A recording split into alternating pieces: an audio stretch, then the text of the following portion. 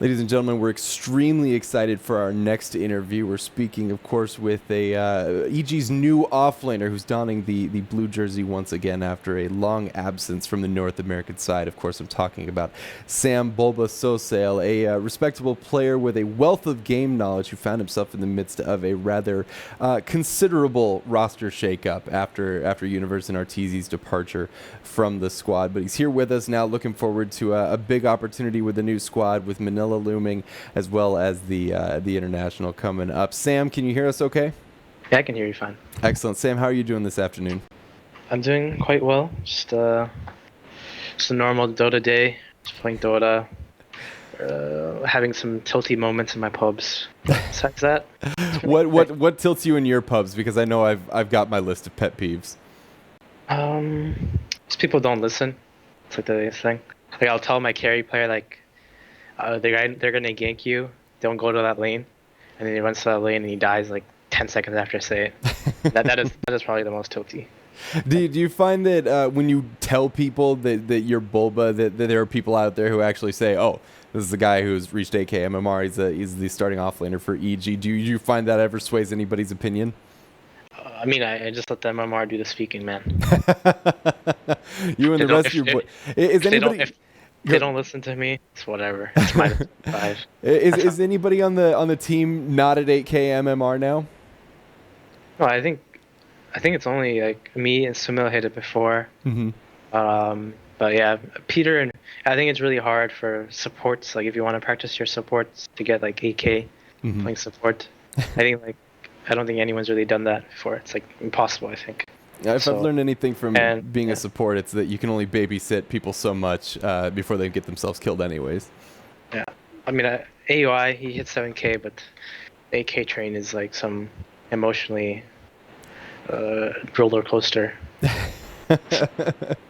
Well, on the other hand, it is rarefied air. So even though like 7K, 8K, I mean everybody is looking for that number 8 at the beginning of their name. But obviously you guys have a lot of talent on the team. Talk to me about the new squad. I hear you've been scrimming.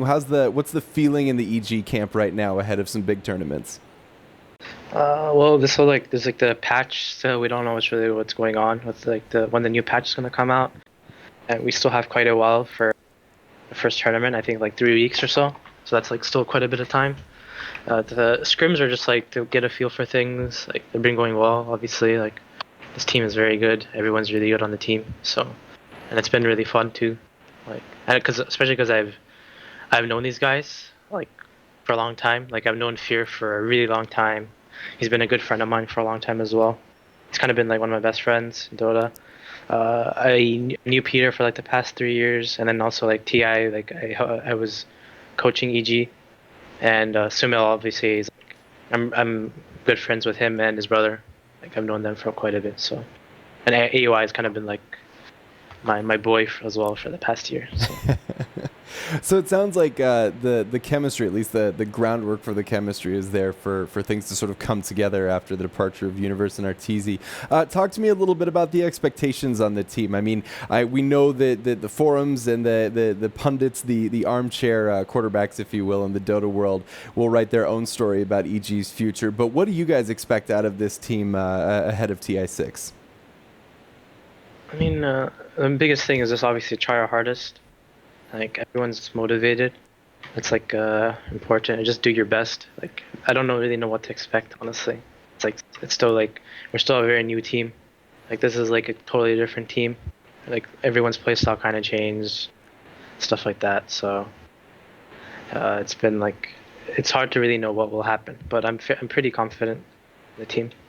So. It's interesting to hear you say that the play style change. Talk to us a little bit about what changes for EG now that you and AUI are on the roster. What's going to be the new look for this team headed into the upcoming tournaments? I don't know if the play styles really change. I just mean like overall the players, like the way we think. Like I'm not like I don't play like Universe. Aoi doesn't play like Artur. Like everything's just different, you know. Like you change 2 players, it's like TI5 EG compared to the EG after TI5. That also changed, right? Just like the secret will probably change as well because like Misery isn't really Universe, and same for Weeha isn't really Artur. So it's like when you're changing like your core positions on your team, like everything changes because like core players play differently and stuff.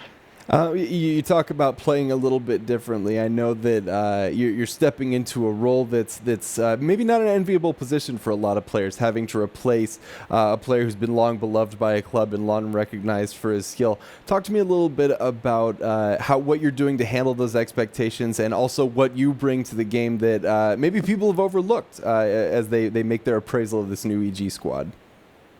I mean, I don't want to think about it like I'm replacing him. It's like that's like I think that's a really shitty mentality to have, and I think that'll bring about your own like, because universe is universe. You know, he has his strengths and I have my strengths.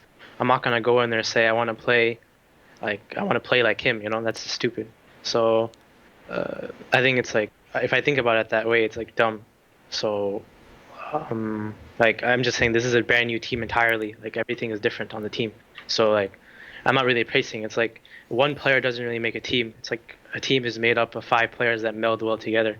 You can have like five amazing players and they won't really have the best team in the world, you know? It's like that doesn't really what makes a team. It's every player has a role on the team and what they bring. So like you replace one guy on a team and like the team will totally change because in the end it's like a mixture of five people on the team. So that's like the way to look at it. I'm like, it's not one for one. Like I'm just replacing Universe. Like the entire team is just changing. Like same for Secret. Like Universe isn't just replacing Misery. It's like everything is changing. So that's like the way you have to look at it, I think. And that's like the way. That's the community can't really see that at all because they don't really know that way about like. I mean, it's like people can have their own opinion about, but that's just like how it is. You know, yeah, I don't know if I'm explaining it right, but No, that's the it way I view sounds it. right.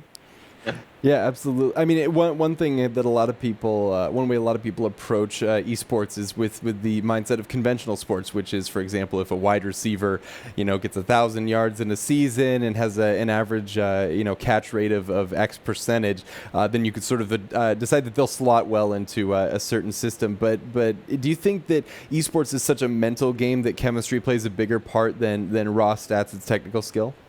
I mean, yeah, for sure. Stats are stats in the end of the day. All about the chemistry of the team.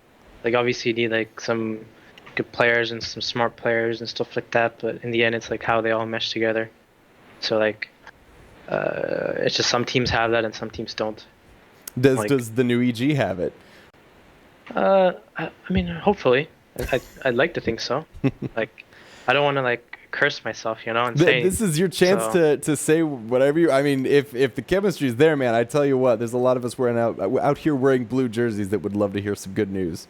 I mean, that's the thing. It's like, you know, if you're an EG fan, if you're a fan of America, just wear it. That's all I have to say. Is it? Are you gonna wear the what Team Liquid was doing at the CS:GO major and walk onto the stage with the American flag cape? Because I think that would grab a few fans pretty quick. I mean, we did that at TF3 when I was on Liquid. I remember. That's probably too sellouty right now. So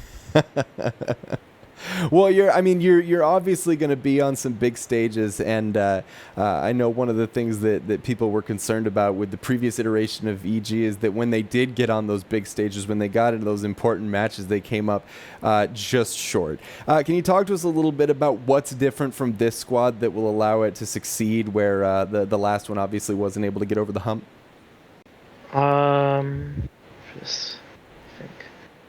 I mean, just like playstyle wise, like I mean, the thing is, people view the last DG as didn't really working out, but they also like got second place a lot, and like they also won like a few lands as well. Like so, they were definitely successful as well. Like they just people left and people did things for like certain reasons, which I don't really want to say that, but Hmm. like that team was also successful. You know, like you can't really say like oh EG was never a bad team. Like EG's always been a good team. You know, ever since like the squad of Sad Boys joined, it's always been like a top three team in the world for sure. So this is what we bring compared to like, you know, it's just like everything's like about Dota, the chemistry, the atmosphere, and more than just playing. It's like if you're having fun, stuff like that. And I definitely think like we'll have more fun. Like this team is like everyone's like a lot closer, I think as well. Just it's more fun environment, stuff like that. That's like really what matters in the end of the day. Even though people probably don't realize that, it does matter. Do you think that really does translate into the game? Is it that big of a difference when your team has fun that when it gets right down to it, you know that you can sort of? I mean, I guess what I'm really asking is, what does that build? What does having fun as a team build in the game that maybe a less hostile or I don't want to say hostile, a team with some friction lacks, especially in those crucial moments. I think, regardless of what people say, in general, you just play better when you enjoy playing more. So if you don't enjoy playing, it's just like you play worse in a way. I don't know how to describe it. You're like not as comfortable in the environment, on all these kind of things. So that's like it's hard to answer this question in like a straight up answer because it's like obviously you're not like you're playing for a shit ton of money. You're not just playing for fun. But it's like the entire campus, you're also trying to like have a good environment and stuff like that. So. How much extra GPM do you get during games where you have fun? Quantify it for us, Bulba. It's a hard question. Yep. So. No, I completely understand. One thing that I did want to touch on before we get too far from the subject is your experience as a coach with Evil Geniuses. People wax rhapsodic, if you will, about your abilities as an analyst and as a coach. Now you're sitting in the player's chair. Talk to me a little bit about what you're able to bring to the game when you have that level of knowledge and understanding that maybe somebody who's just purely a good technical player doesn't have. I think just a lot of experiences. Like I have a lot of, I just try to look at the game very differently, like analytically, and I try to like think a lot about it because like my strengths of a coach are like that I just like try and bring new ideas to the team, and bring my own way of playing to the team as well, and I think I'm very good at like reading what other teams do as well. I think that's a strength of mine, and I like try to take the good things that those teams do, try to like put in my own play. Example. So like, I think in general I just try way harder too than a lot of people. Like I think I'm a big try hard. That's like one of the reasons I'm also a really good coach. I think because like I try and do my best. Like if someone tells me to really like try and do something, I'll like spend hours and hours trying to do it. And so just like I think in general people in Dota have a really bad work ethic, and like in regards to everything, like nothing is really optimized, and I try to optimize myself in this way, at least for the past months, ever since I like started coaching. Is it hard for you going from that coaching role and stepping into your own position, not to sort of try to go into that coach's mode and try to tell other people how they should optimize their play? I think it's way harder to be a coach if you're like playing. Obviously, you know that, because like there's a lot of things you hold accountable. It's way more relaxing, like saying your opinion after a game, because if you're not actually in the game, like say a game goes wrong. And it's like 1437 kind of like he's also a coach. Like I think he said this in an interview as well. But like if you're playing, it's just like, and maybe you screw up, but like your screw up isn't as big as the entire team screw up, right? So you want to like say something more important, you think, but maybe you also like sucked. Like, do you see what I'm saying? It's like Yeah. being a coach, you have to be accountable. Like you don't have to be accountable for anything in the game. You're just like they pay you basically to give this opinion and you have no bias at all. Like there's nothing happens if you go and tell someone, oh, you did this wrong. And what is the lashback they can do? And if they don't trust you and they don't listen to you, then there's no point for them to even have a coach, or they just don't respect you in general. So like you need to have this balance. I think if you are like playing, like you can't do like I can't really like criticize people in the same way that I do as a coach. You know, it's like super weird. So like this was a problem I had on like for example DC. It was way harder because I knew at times like what was really going on wrong with our team.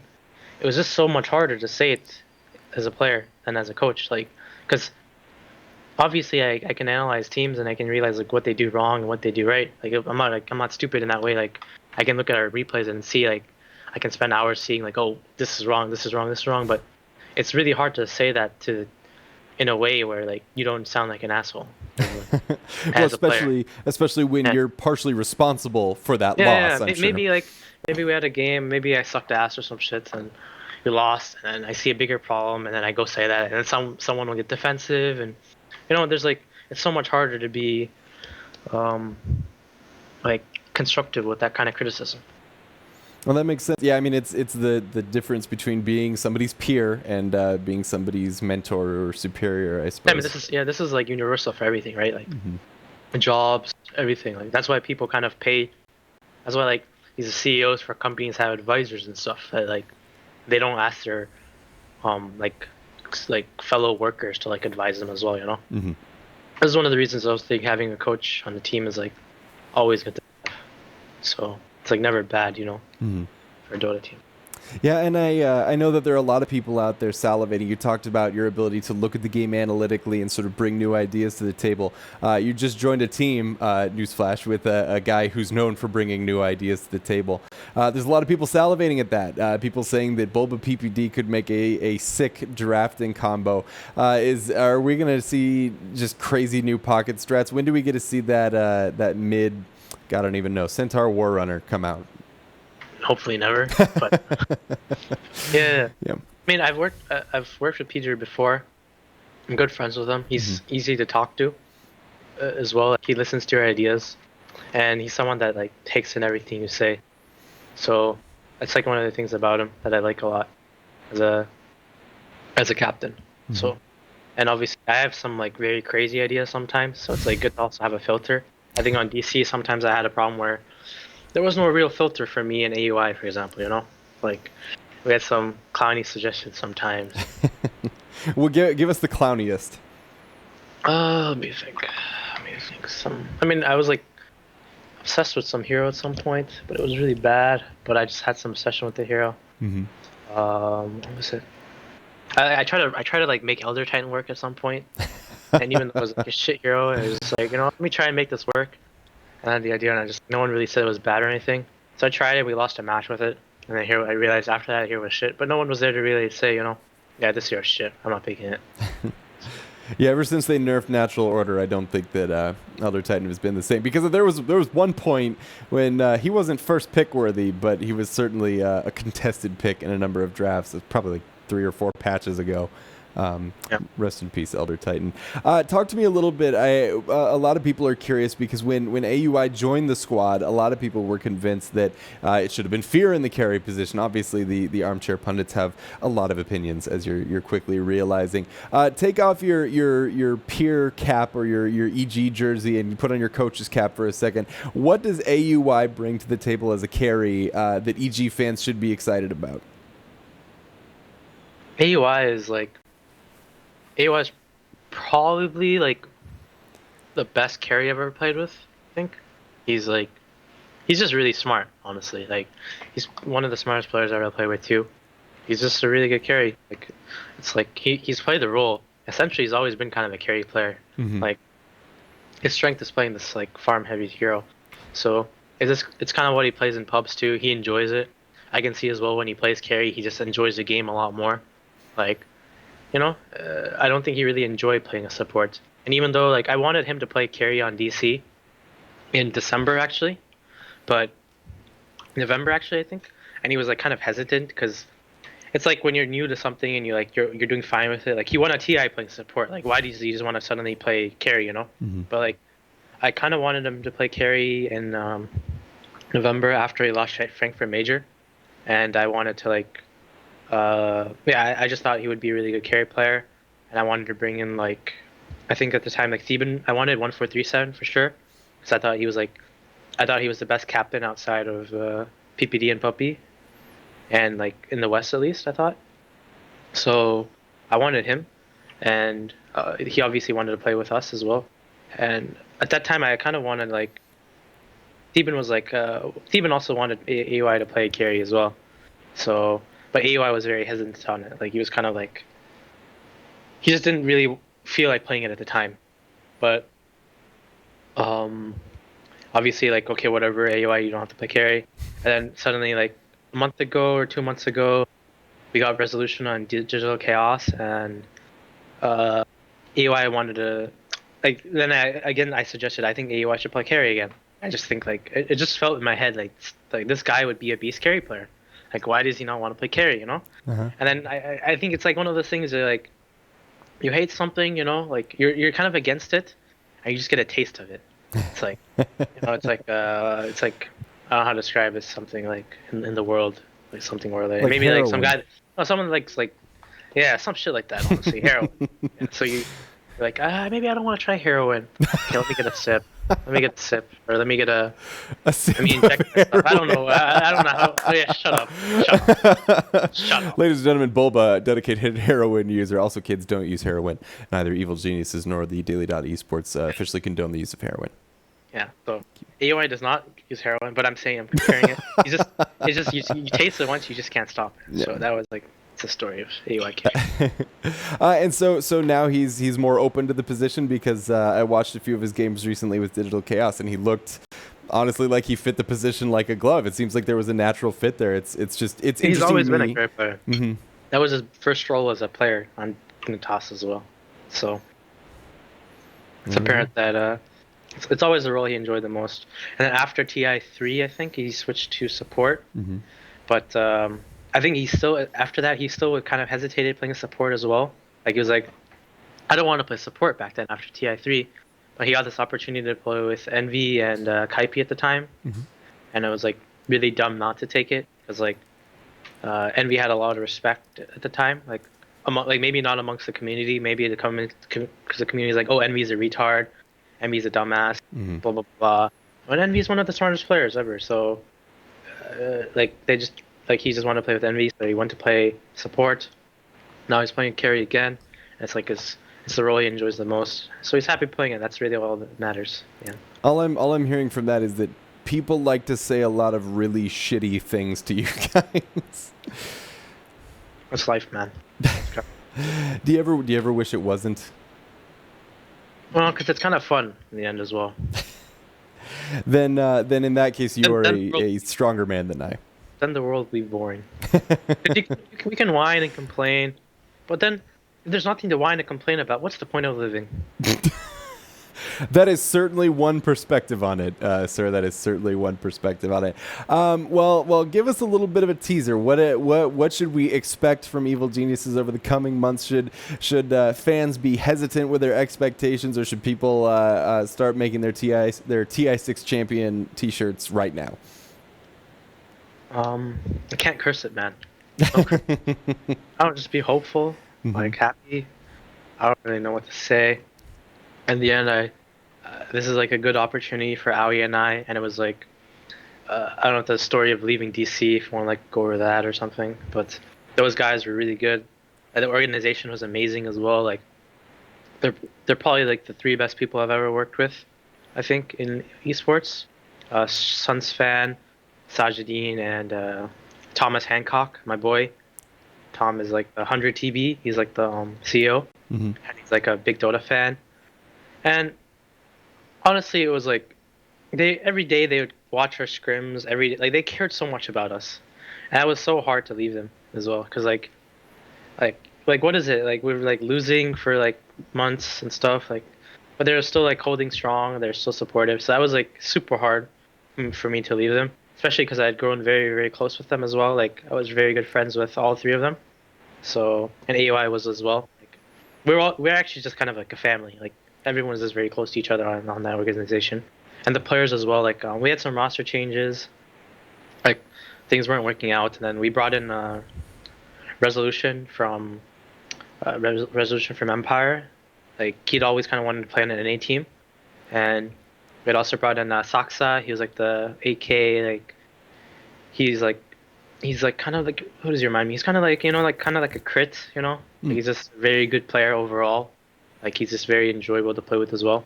So we brought in Saksa and Resolution. That team was going really well. Like was looking forward. I was like, we're all thinking like that was like definitely the best team we had.